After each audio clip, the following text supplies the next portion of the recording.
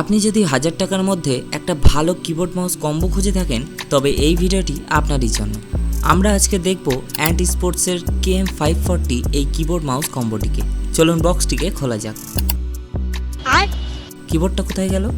ও sorry, আমি একে আগে থেকে প্লাগ ইন করে রেখেছি। কম্পিউটারকে এবার অন করে নেওয়া যাক। কম্পিউটার অন করার সাথে সাথেই এর ব্যাকলাইটটি অন হয়ে যাবে এবং কিবোর্ডটিও অন হয়ে যাবে, কারণ এটা প্লাগ অ্যান্ড প্লে, এর জন্য কোনো ড্রাইভার আপডেটের দরকার নেই। প্রথমে এর মাউসটিকে নিয়ে বলি। মাউসটি বেশ কমফোর্টেবল, হাতে ধরে বেশ ভালোই লাগে।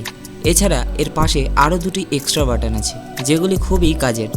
কোনো ওয়েবসাইট বা ফাইল এক্সপ্লোরারে ব্যাক করা বা আগের পজিশনে চলে যাওয়ার ক্ষেত্রে এটিকে ব্যবহার করা যায়, যা খুবই ইউজফুল। যেমন দেখতেই পাচ্ছেন আমি এটাকে ইউজ করে কিভাবে আগের পজিশনে পৌঁছে যাচ্ছি এবং কিভাবে আবার পরের পজিশনে পৌঁছে যাচ্ছি। এছাড়া এই মাউসে 3টি লেভেল ডিপিআই কন্ট্রোল করা যায়। আপনি নিজের পছন্দ মতো এই ডিপিআইকে কন্ট্রোল করে নিতে পারবেন, ফলে মাউসটিকে আপনি যদি কম হেলাতে চান তবে সেটাও করতে পারবেন। এবার কিবোর্ড নিয়ে বলি।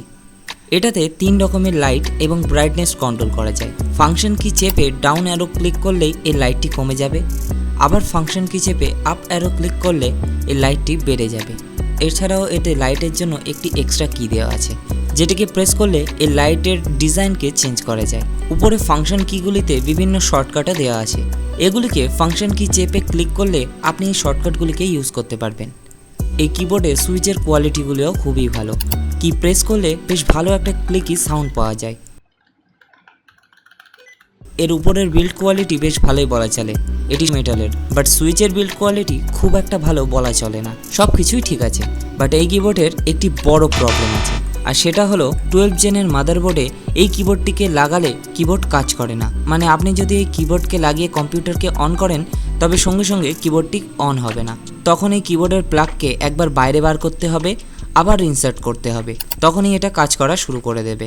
তবে এটি প্রতিবারই করতে হবে যতবার আপনি কম্পিউটারটিকে অফ করবেন। তাই এই কিবোর্ডটিকে কেনার পরে একবার নিজের কম্পিউটারে লাগিয়ে সেটিকে 2-1বার অফ করে আবার অন করে দেখবেন। যদি আপনার কম্পিউটারে এটি ভালোভাবে কাজ করে তবেই এটিকে নেবেন। ভিডিওটি ভালো লাগলে অবশ্যই লাইক করে দেবেন, কমেন্টে আপনার মতামতটি জানিয়ে দেবেন এবং চ্যানেলটিকে সাবস্ক্রাইব করে পাশে থাকা বেল আইকনটি প্রেস করে দেবেন এমনই নতুন নতুন টেক রিলেটেড ভিডিওগুলি পাওয়ার জন্য।